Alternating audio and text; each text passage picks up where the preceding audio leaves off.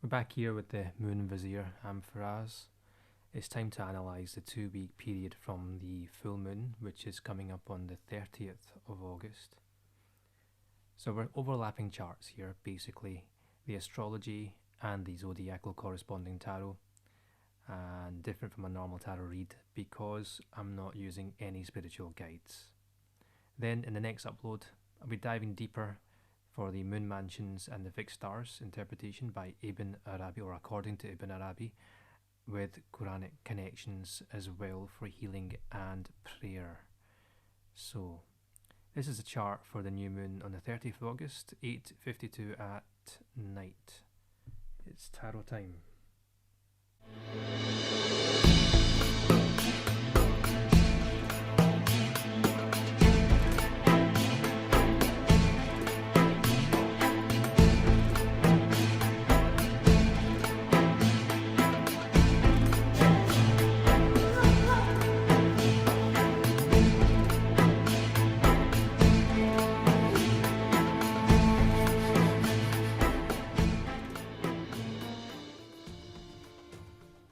The full moon is going to be in the deep waters of Pisces at 3 degrees.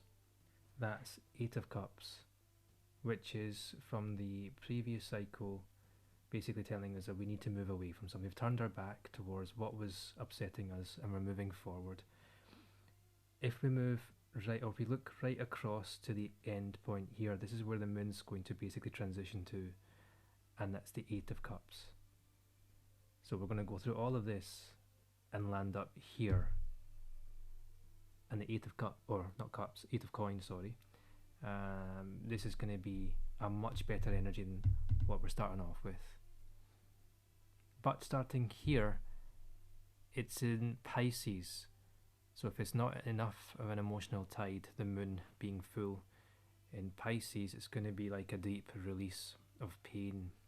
I'm not going to sugarcoat this at all. Someone will be crying this night. It could be a Pisces around us, or it could be a Pisces that causes that around us. It could be ourselves. The moon is ruled by Cancer, but Pisces is also a deep water sign and the house of spirituality. That's a big theme this night as well. So something very spiritual, something connected to our faith, something perhaps from the past is going to pop up. But it's also of creativity and of dreams. And Pisces is ruled by, well, mainly ruled by Neptune, and Neptune is going to meet the moon as well only 2 days later. So we're moving on to the 10 of Cups. So whilst here the moon is in Pisces, it makes us feel more connected to others, highly sensitive, maybe feeling sorry for someone's plight, maybe for some of us towards a mother figure represented by the moon. I have been seeing the number 8 repetitively with the 8 of Cups here, and the Lionsgate portal, of course, number 8, and I saw a date of birth as well that hit me a few days ago. It was 8th of August 1988. That's 8/8/88, 4 8s right there. So this is endings and beginnings of old life and new life, of old projects and start of new dreamy projects. But I also saw an ad whilst driving that spoke to me, and I had to look back at it several times because it said, "Good news is closer than you think." There's a few other things on that ad, but the thing that hit me first and stuck with me was that line, "Good news is closer than you think." And on the other side of the road, I just happened to look to the left, was the figures 0000. Okay, I don't know if that means a reset, because that would be at midnight where the clock hits 0. I don't know. But there's a close connection to the fixed star Fomalhaut, which is a royal star in the heavens, and we will see what that means in the mansions upload. Conjunct here with the moon is Saturn retro. Both the moon and Saturn are in the first decan of Pisces, which is a Saturn ruled decan. So if we go back to the zodiacal chart, there's 3 decans in every sign, and this is the first decan of Pisces, and it's Saturn ruled. So Saturn is basically conjunct itself in the zodiac and in the tarot, boosting its impact on Pisces. So It's going to be grounding our fantasies or even our pain so that we can deal with whatever challenge comes our way. With Saturn here, there needs to be a ritual to mark this change in direction, to leave something behind and have no regrets, or have regret. Some of us will feel regret, but our challenge is to overcome this change. What is it that's instigating this change? Well, looking over to the opposite side in the astrology is the sun, of course. The sun is in the first decan of Virgo at 7 degrees, and this decan is also sun ruled. The sun is represented by the 8 of Pentacles in the reverse.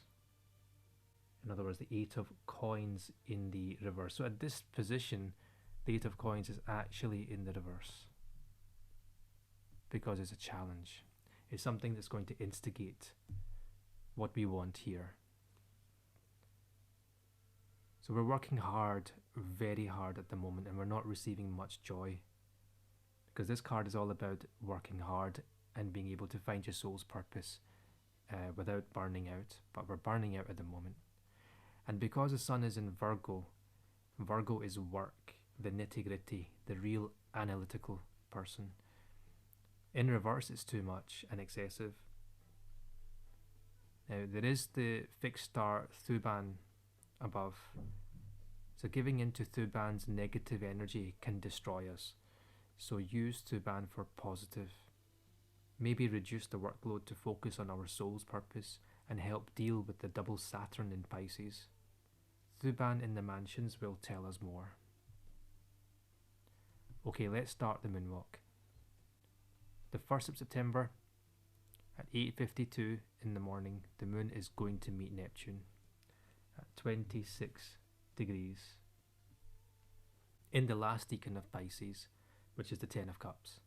Neptune is harmonious with Uranus and Pluto, but looking down the barrel at Mars and Mercury. Neptune in the last decan of Pisces is Mars ruled. It's about the one big happy family, led by the logical Martian male mind, with Mars ruling the decan. So we need to look at where Mars is. Mars is in Libra now, where it doesn't like to be because Mars is fiery and Libra is airy. This is like diplomacy. You're up here, 2 of Swords. This is where Mars is over here. That's representing a difficult choice. So in the first decan of Libra, which is moon ruled, our logical mind is debilitated. Mars really doesn't want to be here. There's like a fork in the road. It's a difficult choice to make. The signposts are not going to be clear because it's foggy. Pretty much like this lady here with the blindfold. Can't see where she's going. So 2 days earlier, if we made a change to our work pattern, we can deal with this more easily. But Mars is under the deep fixed star of Zania. Zania is order, congeniality, and has a lovable nature. Also, Mars ruler is Pluto, and Pluto is actually favorably aspected to Mars in the chart right now. Pluto in the last decan of Capricorn, so Capricorn is Sun ruled, which is the 4 of Coins down here. Being charitable with our money or hoarding it all for ourselves means that we'll have the resources to make a decision as well as the knowledge to predict our gains, but we will have to be careful in our communication to people. Neptune also faces off with Mercury retro. Neptune, in other words, here faces off with Mercury retro, which is in the second decan of Virgo, and that's a 9 of Coins right next to it. So it faces off with one another. So to have personal achievement of spiritual and material worlds, we have to think of this as a good harvest. We have to improve our relationship with work, with our time, or with our time spent on computers, if that's what we do for work mostly, which a lot of us do. I think of this as changing shifts more directly, so that we can connect with nature. Otherwise we are actually going to burn out right here. But Mercury retro is a time of delays and difficulty with communication being received or being sent, basically making mistakes. In Virgo, you're less likely to have a bad outcome with it, but the aspect to Neptune means that we have a difficult time talking about our needs. So this and this are clashing a little bit. Difficult time talking about our needs with somebody or some people in our family. It could be about the decision of working less than before or changing jobs. It could be somebody around us is changing jobs and communicating that with us. Whatever it is, it can be surprising in a good way with the positive aspect to Uranus and life changing Pluto. On the 4th of September, 7 pm, pretty much, the moon is now meeting Jupiter, 15 degrees. Oh, that's the second decan of Taurus. We are here at the 6 of coins up here. This is like the doubling of our money. Not exactly, but essentially we're increasing our wealth. If it was in Libra, it would be balancing the books, but it's in Taurus, so Jupiter is enhancing our quality of life. Positive aspects only to Mercury and the Sun, so that's good. Both of these, the Mercury and the Sun, are in Virgo, as we already know. Another earthly sign, and one which tends to give Virgos a superficial nature, material desires, but also perfectionism. Mercury and the Sun being here means we will be talking and walking about our abundance, maybe to a financial advisor or an accountant who is maybe a Virgo, or someone in your life who has Virgo placements, offers something material to get our attention. The Sun is under the fixed star of Zosma, so that's a fear of loss in childhood and also of egotism. This reminds me of how a narcissistic personality develops. Also, the Sun is opposing Saturn. Fomalhaut is above Saturn, recording everything we say and do. A deep karmic change is happening now. We're leaving something behind. I would watch out for ego. But Juno is also conjunct or almost conjunct Venus. Juno and Venus together is when we become serious about commitment with a partner. Juno is positively aspected to Mars and negatively with our Moon and Jupiter. So there could be a person we think we want to be with, but it's just a passionate, lusty connection, not one which lasts a test of time. The 5th of September at 8 in the morning, the Moon is conjunct Uranus, 23 degrees. Uranus is the man against the tree, down here, 7 of coins. That's the last decan of Taurus. That's a Saturn-ruled decan. Has been a constant theme for the past month and has also helped with positive aspects to Neptune, Pluto retro, and Mercury. Neptune, Pluto retro. I'll find that, don't worry. Don't worry, Pluto retro. Yep, that's the 4 of coins. Down here. And what was the last one? Mercury. So Neptune, Pluto, and Mercury. Mercury is 9 of coins right here. Fine. What was the first one? Neptune. 10 of cups. So all of these, this is basically the theme here. We're in good connection. Mars has moved on from the new cycle, or the new moon cycle, because it was here as well a couple of weeks ago, you might remember. It's no longer here, so we will come back to Mars a bit later. If we have done the fast hard work earlier on when this configuration was present with Mars, then we can let go now and see the chains breaking. We can lift our back off the tree basically and stop the negative thoughts that the deep fixed star zodiac is giving us.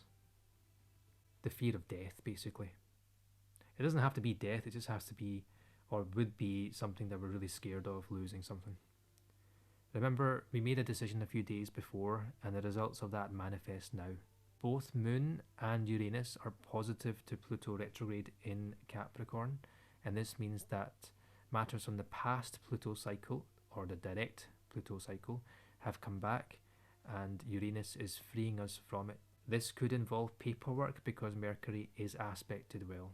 Neptune is squaring Vesta, and Vesta is squaring Pallas. So now, Vesta is good fortune from planting seeds, and it's in Gemini. Planting seeds of ideas by communicating really well with others. But the negative aspect means we're not communicating that well. And then Vesta has a square to Pallas. Palace is passive, gaining wealth without doing much work.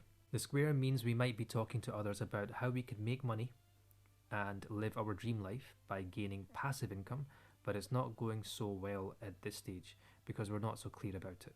Mars is in Libra opposing Neptune, so another negative aspect from the diplomacy talking position. If we really have to talk to someone about money on this day, then okay, but look at the fixed star and the moon mansions to avoid saying something that we really shouldn't. The 5th of September, my friend, is one to watch out. On the 11th of September at 9 p.m, the moon meets Venus and Juno at 13 degrees of Leo, the second decan of Leo, which is Saturn ruled again. It's a very karmic couple of weeks here. We've got the 6 of Staff. So obviously this is one about leadership and being seen, about a project being successful, about getting the applause from the rest. The focus is on us. So we should be feeling good with our partner because we've got Venus and Juno with the moon. Whoever that is, or if you're single, then with a potential partner. But I say partner because Juno is here, and Juno is about marriage. But listen to the legend here. At 13 degrees, the deep fixed star is Acubens. This constellation represents the crab that bit the heel of Hercules during a fight. So this crab was placed amongst the stars in gratitude by Juno.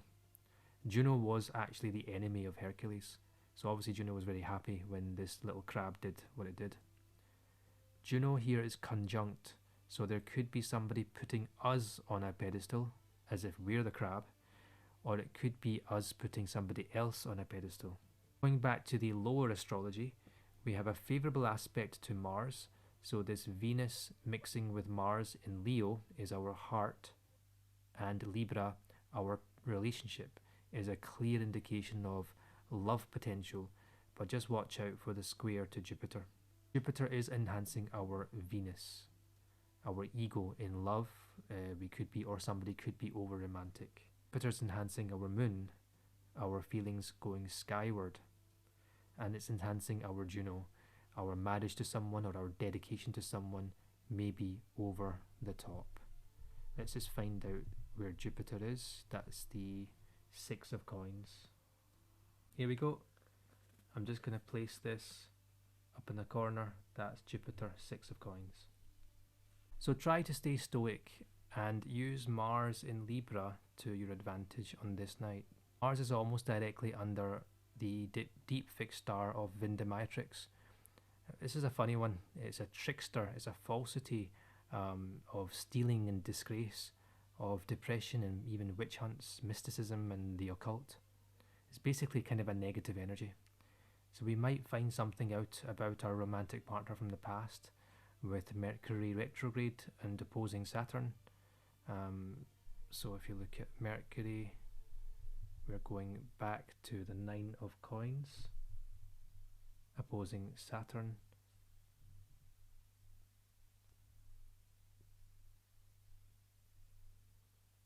It might make our seemingly happy days of the past return, or turn out to be in reality a hidden nightmare. It could be, as opposed to a hidden nightmare for ourselves, a nightmare that we avoided and karma for them. So stay stoic and let Saturn deal with that. On the 12th of September at around 4 p.m, the moon will be conjunct Lilith at 23 degrees, again 23. 23 is a big theme. As we face this nightmare now, the bright moon light will be darkened inside all of us. So a secret is revealed by now about our past and hidden motives of people we thought we could trust. We might be trying to process all of this facing off with Saturn in retro. It's time to leave this pain or story behind. So this theme returns. We're going to be going through these emotions all the way through this until we finally meet the 8 of coins. And our challenge is to turn this around. Jupiter is negatively aspected, enhancing our emotions about this failed relationship still. And Uranus is negatively aspected too, making this surprise a difficult one to face. So we've got some sort of negative relationship here. At 23 degrees, the fixed star is actually just called own worst enemy. Literally own worst enemy. There's no fancy Latin names or anything. But it's an unfortunate degree. They feel like we have no freedom to act on our own behalf, or as if we're feeling stuck. So stay indoors on this night, don't go anywhere, or maybe reach out to a good friend who can keep you occupied during this doom and gloom night.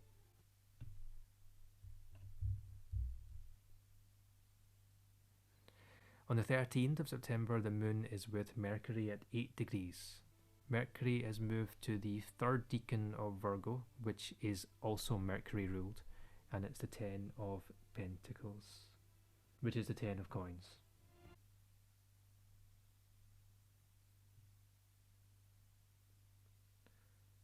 So where's my 10 of coins? I thought I had all of them out here. Hold on, where's 10 of coins gone to?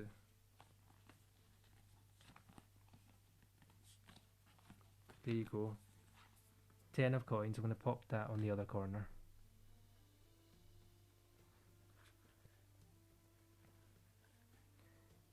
So it's in its own decan, Mercury, with all the abundance in mind, but facing off with Saturn, could mean delays in receiving abundance or needing to share the wealth we have with others. And the favourable connection to Jupiter in Taurus means that the doubling of our coins will make the 10 of Pentacles a little bit easier to achieve. But we are moving towards the 8 of coins in all of this journey for these 2 weeks. So more about the 8 of coins. So I'm going to read directly from the Sufi Tarot deck and what she says about the 8 of coins. Let's just have a look. So the 8 of coins in the upright is mastery, discipline and skill, focusing on hard work, talents and accomplishments, being satisfied with our work. But in reverse, it's indiscipline, it's lack of dedication, of ambition and being unmotivated, basically slacking off. The 8 of coins comes with a message of perfecting your craft. Whatever your special skill at work, repetition and hard work pay off. When you approach your craft with total concentration and dedication, when the hours go by without you realizing where they went, know that you are doing more than merely working. You are creating from a place of connectedness with your life purpose. The state of mindfulness, ilmi huzuri, or knowledge from presence, that comes from being in the state of flow does more than attract prosperity. It connects you with a time or to a space outside time. As the coppersmith focuses on the repetitive movements of his hammer, yep, that's what he's doing in the physical realm, there is a celebratory whirling in the spiritual realm. So what he's doing here is making the spirit world happy.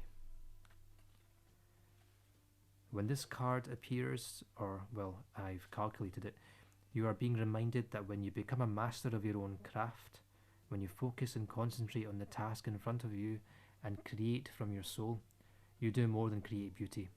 You inspire and uplift others you may not even be aware of. The image of the coppersmith on the card alludes to the origins of Sufi whirling. It is believed that one afternoon, walking through a marketplace, Rumi was so moved by the rhythm and of a coppersmith's hammer that he closed his eyes and started whirling. The coppersmith, unaware of how his mundane, repetitive work had inspired someone to create a sacred form of movement, continued with his work quietly, steadily, and humbly. On the 15th of September, the new moon will come at 2 o'clock in the morning. I'll analyse that on the next one. Let's have a look at the mansions. You can join me in the extended.